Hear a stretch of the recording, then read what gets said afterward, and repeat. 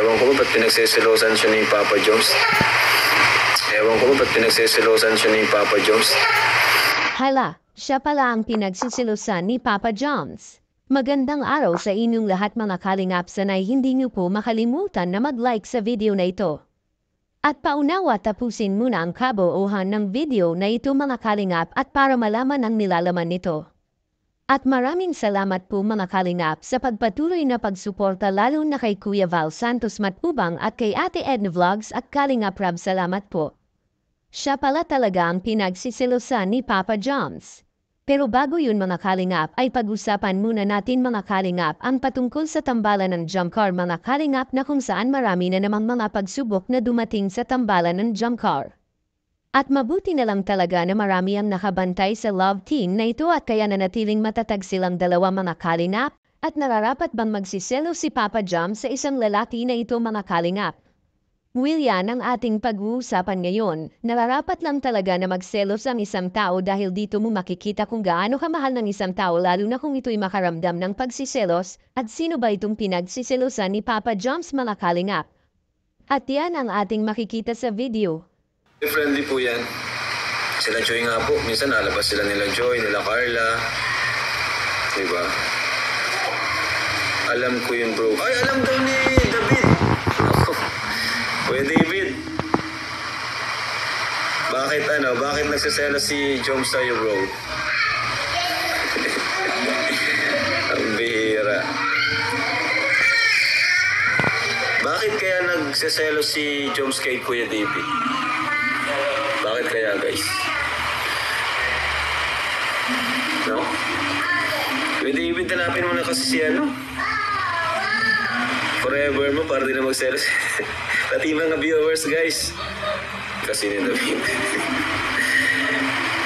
Si David daw kasi yung naghatid kay Carla. Ano ba naman niya? Ano ba nangyari guys? Kaya pala nagtampo si Carla eh. Kuya David Jarek. Ay nako. Dahilan lang yun ni Papa Joms. Dahilan lang yun ni Joms.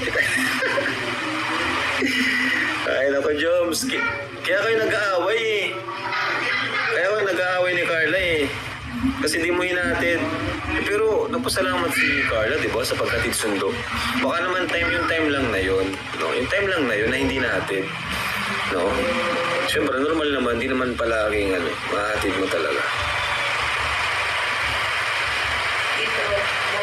Mabait kasi si David. Yan. Opo. Kuya yan ang mga angels. Kuya David.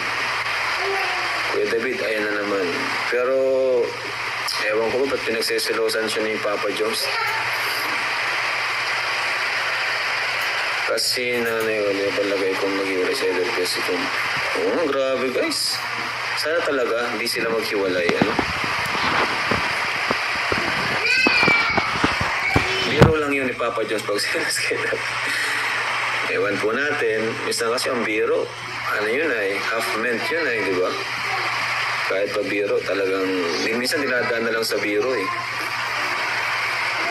If mawala ang jump car, remove na YouTube account ko. Abira, grabe naman.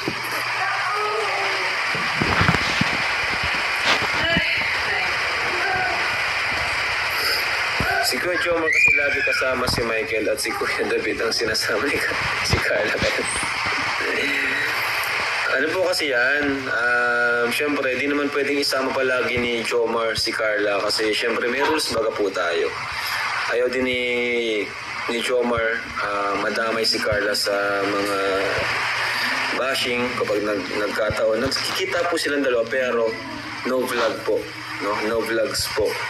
Ano lang yan, pag nahatid sundo, pag kumakain, kita po yan. Talagang napapanood yun lang po kasi na kaya akala nyong palaging kasama ay sila Carl. Kasi yun po yung napapanood mo. Bawal kang napapanood yun lang po kasi na kaya akala nyong palaging kasama ay sila Carl.